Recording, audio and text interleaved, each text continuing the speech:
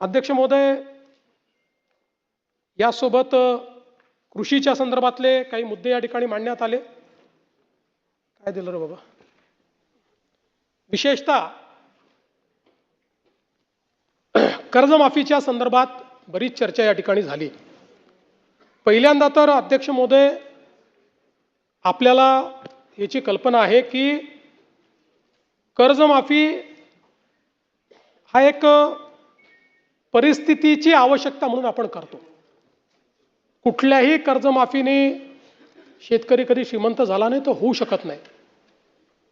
पण त्यावेळी शेतकऱ्याला क्रेडिटवर्दी बनवायचं, जेणेकरून त्याला सावकाराकडे जावं लागणार नाही, हे एक महत्त्वाचं उद्दिष्ट आपल्या कर्जमाफीचं असतं.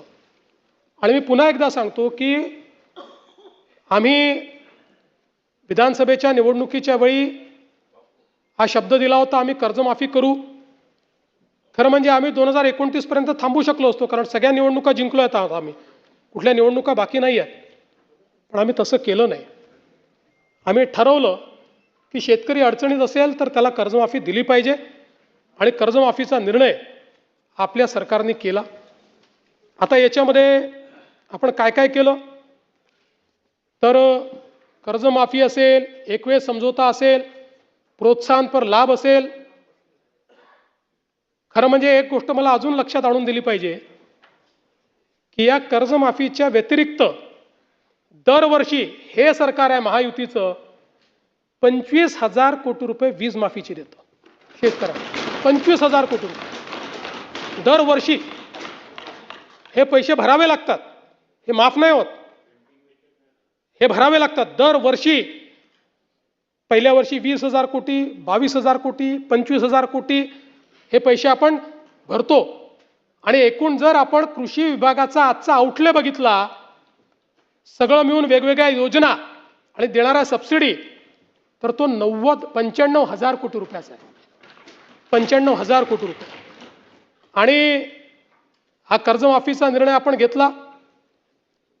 आपण राष्ट्रीयकृत बँका, व्यापारी बँका, खाजगी बँका, जिल्हा मध्यवर्ती सहकारी बँक सगळ्यांची बैठक घेतली आणि या ठिकाणी त्याच्या आधारावर सगळा डेटा घेतला आणि त्यानंतर मिळालेल्या माहितीच्या आधारावर पुण्यश्लोक अहिल्यादेवी होळकर शेतकरी कर्जमुक्ती योजना आपण तयार केली. आता असं देखील म्हणण्यात आलं की 12-13 हजार कोटीचाच लाभ मिळेल आणि 36 लाख शेतकऱ्यांवर अन्याय होईल. हे विधान पूर्णपणे चुकीचं आहे, हे योग्य नाही आहे. खरं तर 56 लाख शेतकऱ्यांना 36,585 कोटीचा लाभ देणारी ऐतिहासिक अशा प्रकारची योजना आहे. आता मी आपल्या लक्षात आणून देतो,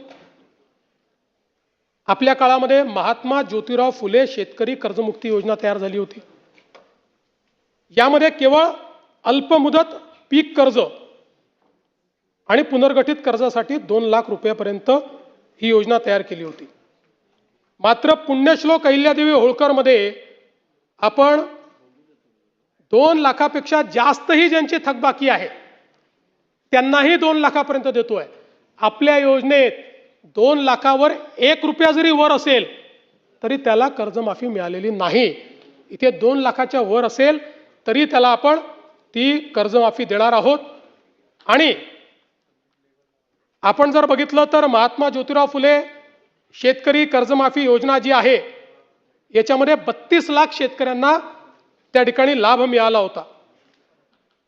त्यापैकी बहुतांश शेतकऱ्यांनी पुन्हा कर्ज भरलेलं आहे, काही शेतकऱ्यांनी भरलेलं नाही.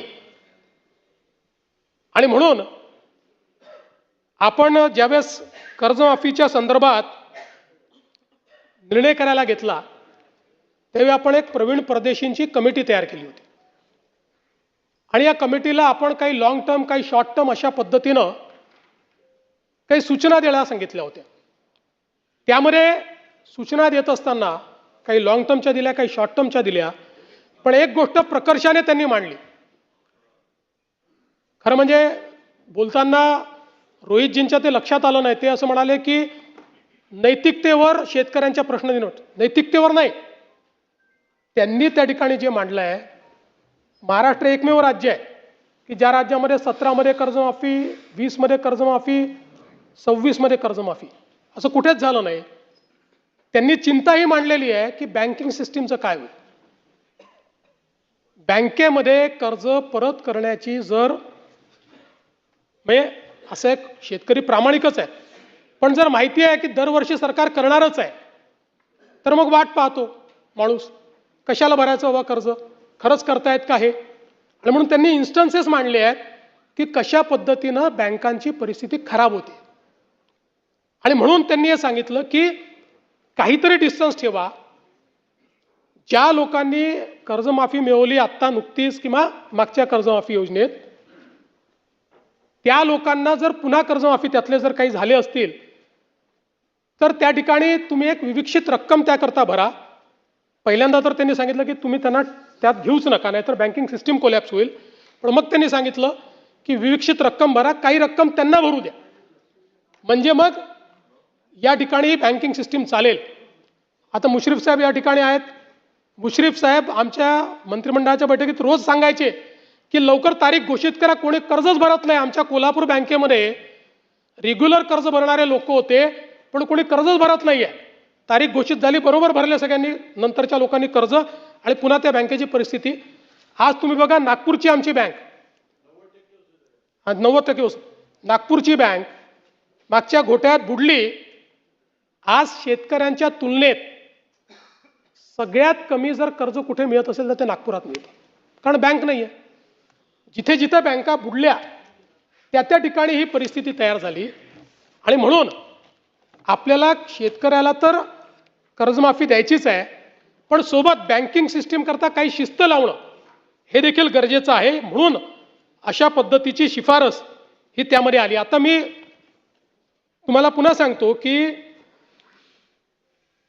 आपण जर बघितलं तर पहिले आम्ही 17 मध्ये छत्रपती शिवाजी महाराज शेतकरी सन्मान योजना केली, ज्याच्यामध्ये जवळपास त्या ठिकाणी 44 लाख शेतकऱ्यांना आपण मदत केली. त्यात 24 लाख शेतकऱ्यांना कर्जमाफीची योजना होती. 4.27 लाख शेतकऱ्यांनी एक वेळ समझोता केला. 14,89,000 शेतकऱ्यांना आपण प्रोत्साहनपर पैसे दिले. आणि मग जेव्हा महात्मा ज्योतिराव फुले शेतकरी कर्जमुक्ती योजना आली, त्यावेळी रोहित पवारजी, आपली माहिती चुकीची आहे, 2017च्या योजनेमध्ये लाभ मिळालेल्या, म्हणजे छत्रपती शिवाजी महाराज योजनेत लाभ मिळालेल्या शेतकऱ्यांना 2019च्या कर्जमाफी योजनेतनं वगळण्यात आलं, देण्यात नाही आलं, हे वगळण्यात आलं. त्यामुळे या ठिकाणी 17ला लाभ मिळालेल्या शेतकऱ्यांना महात्मा ज्योतिराव फुले कर्जमुक्ती योजनेत लाभ मिळालेला नाही, त्यांना वगळलेला आहे.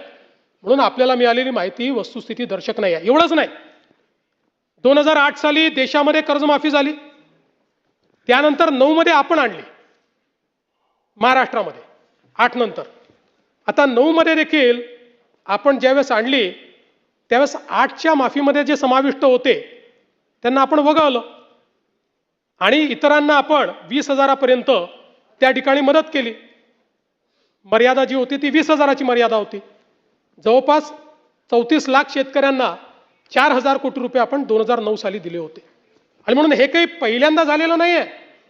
या प्रत्येक वेळी लगतची जी कर्जमाफीची योजना आहे त्या कर्जमाफीच्या योजनेतल्या जे पात्र झाले आणि ज्यांना लाभ मिळाला त्यांना वगळण्यात आलेलं आहे. आणि आपण जर बघितलं तर याच्यामध्ये परतफेडीच्या संदर्भातही हे जे टाकण्यात आलं की 2026 आणि 27ला पैसे परत केले पाहिजे, याच्या मागचा उद्देश हाच होता की आपण ज्यांना प्रोत्साहन देतोय, प्रोत्साहन घेत असताना त्यांनी पुढे नीट कर्ज भरलं पाहिजे, या दृष्टीनं आपण या ठिकाणी अशा पद्धतीची योजना केली होती. मला खरं म्हणजे मी तिन्हीचा चार्ट या ठिकाणी तयार केलेला आहे. आपल्या लक्षात येईल आत्तापर्यंतच्या योजनांमधली सगळ्यात मोठी योजना ही यावेळची कर्जमाफीची योजना आहे. टाळ्या याच्यानंतर वाजवा, टाळ्या याच्यानंतर वाजवा.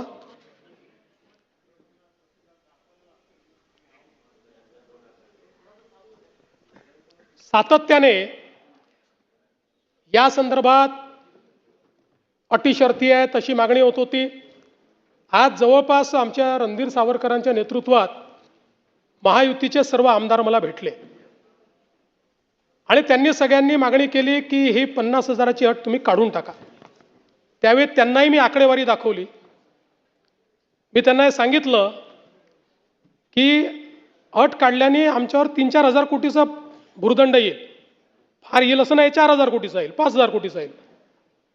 पण शिस्तीचा भाग म्हणून ही आणलेली आहे. मी त्यांना दाखवलं की समजा 1 लाखापर्यंत नेली तर 2 लाखच शेतकरी असे राहतात की ज्यांच्यावर त्या ठिकाणी त्यांना याचा फायदा मिळत नाही.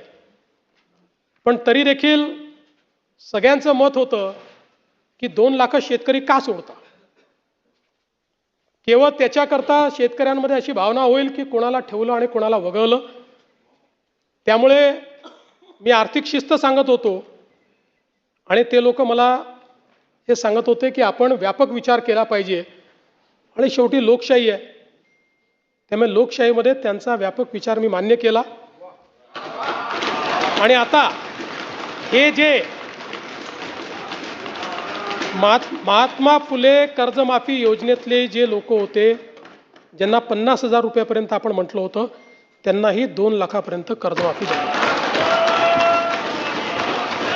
आणि त्यासोबत 26-27चा जो नियम आहे तोही वगळण्यात येईल. आता आपल्याकडे तर सगळं आहेच. 26 मध्ये कोणी कोणी पैसे भरले आहेत. जसं यांनी सांगितलं 95% लोकांनी पैसे भरले. त्यामुळे आता त्याच्या आधीच्या 3 वर्षातले कुठलेही 2 वर्ष ज्यांनी रेग्युलर भरलेले आहेत ते सगळे लोक याकरता पात्र होतील. पुन्हा सांगतो, पहिल्यांदा राज्य सरकारने हा निर्णय घेतलाय. यापूर्वी कधीही असा निर्णय झालेला नाही.